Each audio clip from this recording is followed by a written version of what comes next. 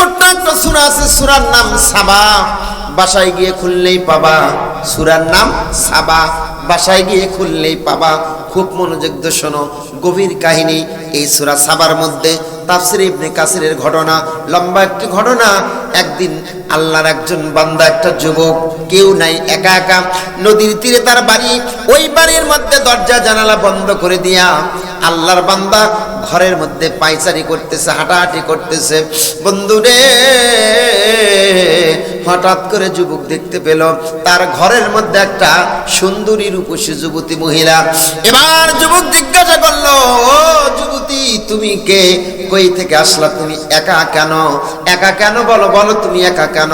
কি জন্য আমার বাড়িতে এসেছো? এই কথা বলার সঙ্গে সঙ্গে যুবতী বলতেছে, যুবক রে, বাইরে তাকাও, আকাশ খারাপ, কখন যেন বৃষ্টি পড়বে, বৃষ্টি থেকে রেহাই পাওয়ার জন্য আমি তোমার ঘরে এসেছি। এবার যুবতী বলল, যুবক রে, এত সুন্দর ঘর বাড়ি, এই বাড়িতে কেউ নাই, তুমি একা কেন? তোমার কি বিবি নাই? তোমার কি সন্তান নাই? তোমার কি পরিবার নাই? যুবক বলতেছে, না, আমার কেউ নাই, আমি বিয়ে করি নাই। এবার যুবক বলতেছে, যুবতী রে, তোমারও কেউ নাই, আমারও কেউ নাই, আমি আর তুমি যদি বিয়ে করি, তুমি কি বিয়েতে রাজি? যুবতী বলতেছে, অবশ্যই বিয়েতে রাজি, তবে আমাকে বিয়ে করতে হলে দুইটা শর্ত মারতে হবে। এক নম্বর শর্ত, যুবক রে, আমাকে বিয়ে করতে হলে আমার বাড়ি এখান থেকে একটু দূরে, এই রাস্তা দিয়ে আমার বাড়িতে যাবে। যাওয়ার সময় তুমি একা যাবে, তোমার সঙ্গে কেউ যাওয়া যাবে না। দুই নম্বর শর্ত, যুবক রে, রাস্তা দিয়ে যখন আমার বাড়িতে যাইবা, রাস্তার মধ্যে কিন্তু ভয়ঙ্কর 5টা জিনিস বের হবে। খবরদার যুবক, ভয় পাওয়া যাবে না। যদি তুমি ভয় পাও, পিছপা হও, যুবক, মনে রেখো, তুমি কিন্তু আমাকে বিয়ে করে দেখলো। এরকম বিশাল একটা মাঠ, সেই মাঠের মধ্যে 100টা বকরি, আর 100টা বকরির দুগ্ধ পান করতেছে ছোট্ট একটা বকরির বাচ্চা।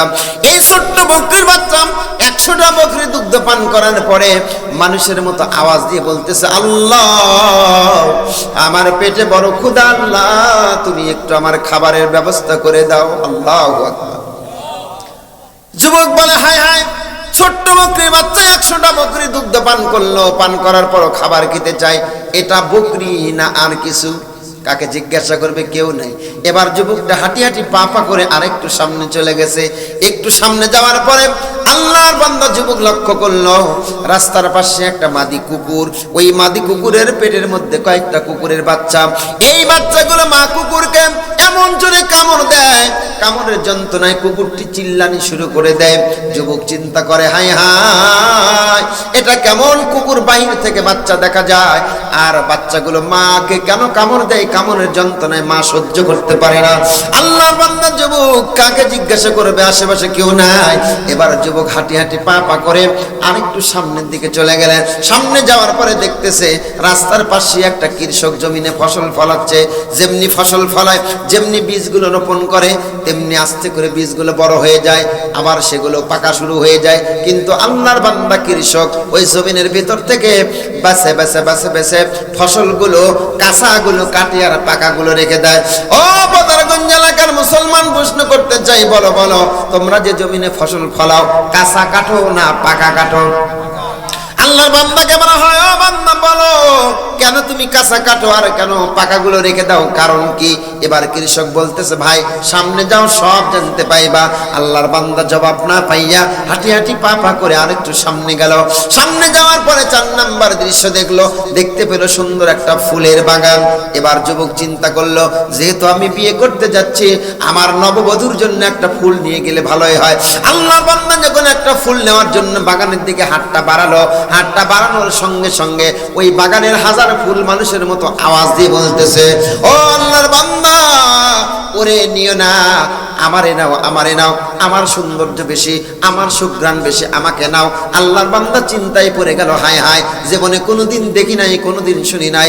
আল্লাহর বান্দা চিন্তায় পড়ে গেল, ফুল কেন আমাকে ডাকে, আমার কাছে কেন আসতে চায়? আল্লাহর বান্দা ভয় পেয়ে গেল, ফুল তোলা বন্ধ করে দিল। এবার যুবকটা আস্তে আস্তে করে হাঁটি হাঁটি পা পা করে আরেকটু সামনে চলে গেল। সামনে যাওয়ার পরে আল্লাহর বান্দা যুবক 5 নাম্বার যেই দৃশ্যটা দেখলো, বিশাল একটা বিশ্বরোড, বিশ্বরোডের মাঝখানে একটা কঙ্কাল শুয়ে আছে, আর সেই কঙ্কাল চিৎকার মেরে ডাকতেছে, কে কে তোরা কোথায় আসো রে, একটা বার আমার কাছে আসো, আমি কঙ্কাল একটু দাঁড়াতে চাই, আমি কঙ্কাল শক্তি রাখি না, আমি একটা বারের জন্য দাঁড়াতে চাই। এবার যুবক বলল, আমি আস্তে আস্তে করে হাঁটি হাঁটি পা পা করে কঙ্কালের কাছে চলে গেলাম, কঙ্কালের হাতটা ধরলাম, হাতটা ধরে আস্তে করে আমি দাঁড় করে দিলাম। দাঁড় করে দিতে দেরি হলো, বিদ্যুৎ বেগে সেকেন্ডের মধ্যে কঙ্কাল এমন একটা জোরে দৌড় মারলো, সেকেন্ডের মধ্যে কঙ্কাল কোথায় গেল আমি বুঝতে পারলাম না।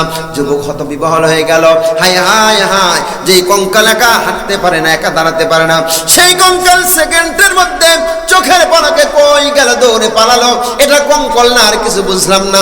এবার যুবক বলে, এরকম করে আস্তে আস্তে করে সামনের দিকে চলে গেলাম। সামনে যাওয়ার পরে সুন্দর একটা অট্টালিকা বের হলো, সেখানে গিয়ে কলিং বেল চাপলাম, দরজাটা খুলে গেল। যেমনি দরজা খুললো, আমি গতকালকের সেই রূপসী সুন্দরী মহিলার দেখা পেলাম। আল্লাহু আকবার।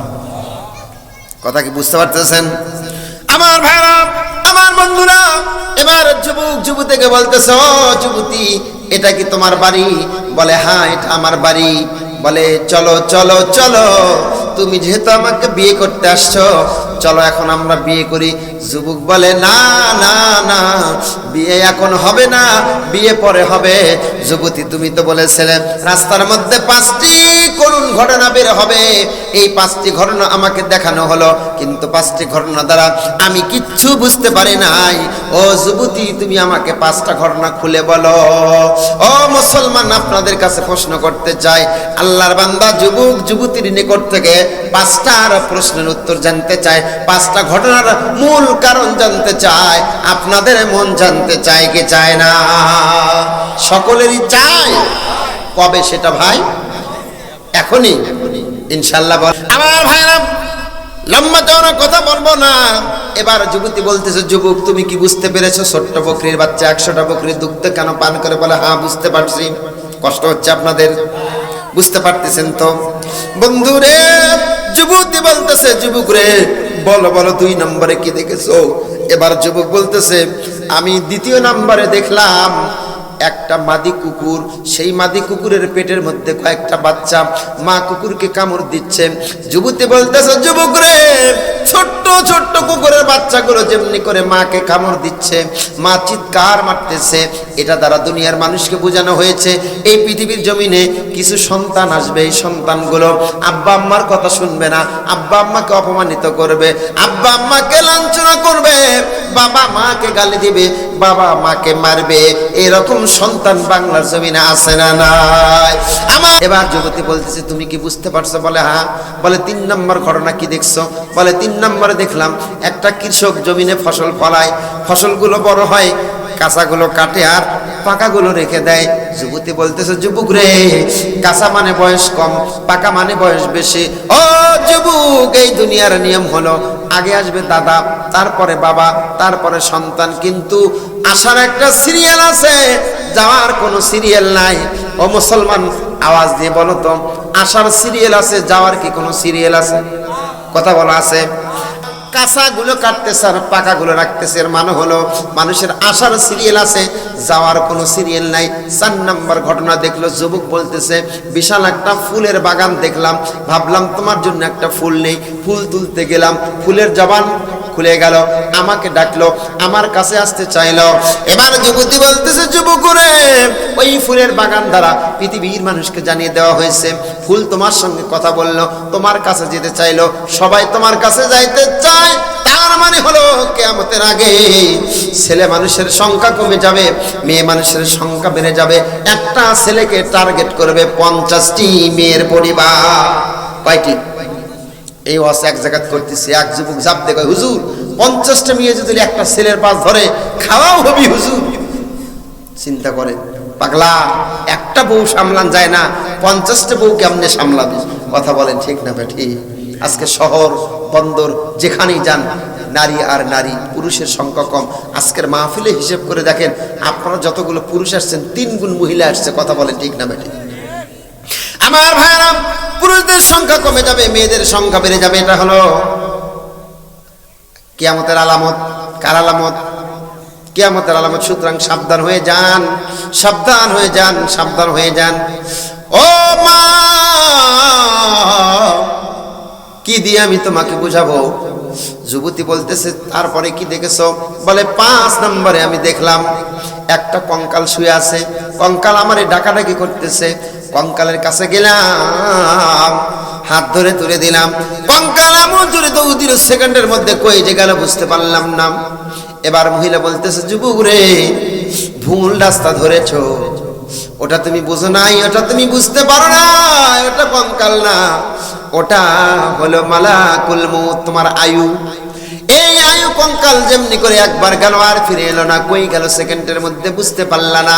এটা হলো মানুষের আয়ু, কখন কোন সময় ফুরুত করে দেহ থেকে প্রাণ পাখি উড়ে যাবে কেউ বুঝতে পারবে না। কত সুস্থ মানুষ মরে যায়, কত ছোট মানুষ মরে যায়। এবার যুবক বলতেছে, যুবতী 5টা ঘটনাটা শুনলাম, চলো চলো চলো এখন আমি তুমি বিয়ে করি। যুবতী বলতেছে, না যুবক না, বিয়ে হবে না। বলে কেন হবে না? বলে, যুবক রে, তুমি ভুল রাস্তা ধরেছো, আমাকে তুমি চিনতে পারো নাই। আমি কোনো মেয়ে মানুষ না, আমি হলাম মালাকুল মউত। যুবক তুমি রেডি হও, প্রস্তুত হও, এখন এই মুহূর্তে আমি তোমার জানটা কবজ করে নিয়ে যাব। কথা বলতে দেরি, মুহূর্তের মধ্যে এবার মালাকুল মউত আজরাইল আলাইহিস সালাম ওই যুবকের লাশ বানায়া যুবকের প্রাণ নাশ করিয়া যুবকের মৃত্যু ঘটায় দিল।